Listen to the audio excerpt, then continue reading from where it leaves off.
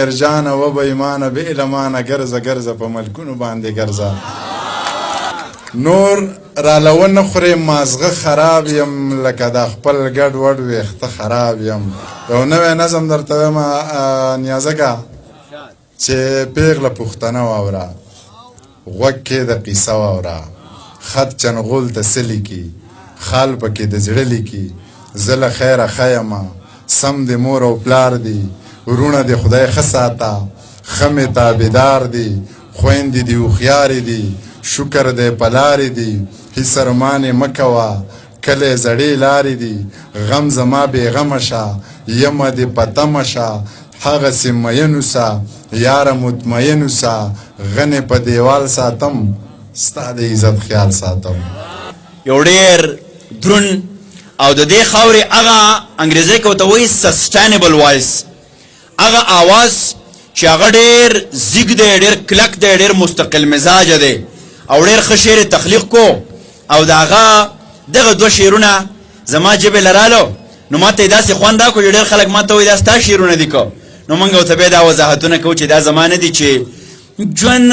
لکه زما کوه او هر چا ته خندا کوه دغسې نیت سپین ساته دغسې رڼا کوه زړه چې مینېږي نو ما سره سلا کوه ستا ارمان به سر نه خورې مورې ته دعا کوه ستاسو په احترام کې د بونیر د سردرو د نمیر هغه ګل چې دنګ دی جګ دی خر دی نر دی منیر بونیري صاحب دپاره ډېر احترام ډېره مینه ډېره مینه ډېر احترام ډېر محترم منیر بونیري صاحب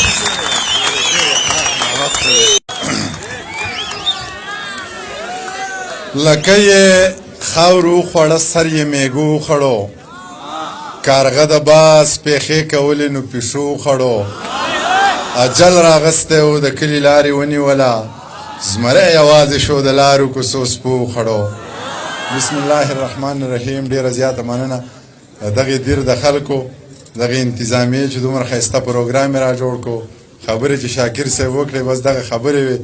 او زما خبرې به دومره مضبوطې نه چې تاسو ځان ته خاموشه کښېنوم او زما دغه خبرې واورئ شعرونه وایم شاکر صاحب نوی غزل مې لیکلی که د شاعرۍ د چوکاټ نه یا قافیې ګډې وړې وې نو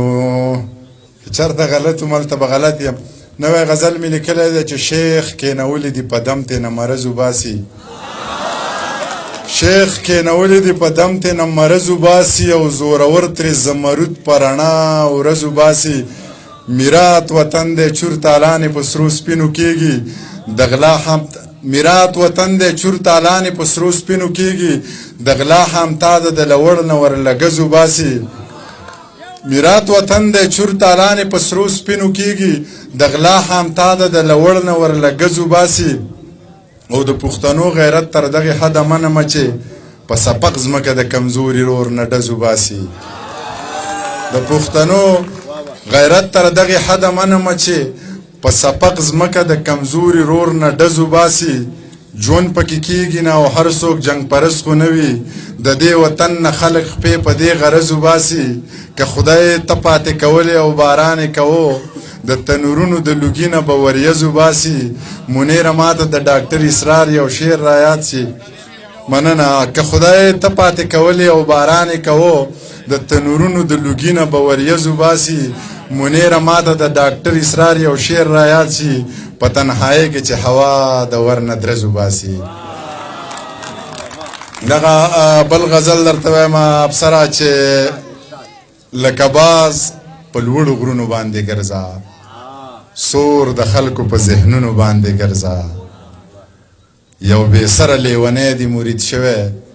اوس د پنجو په سرونو باندې ګرځه واپسې د زړه د کوره وتی نشې په څلورو دیوالونو باندې ګرځه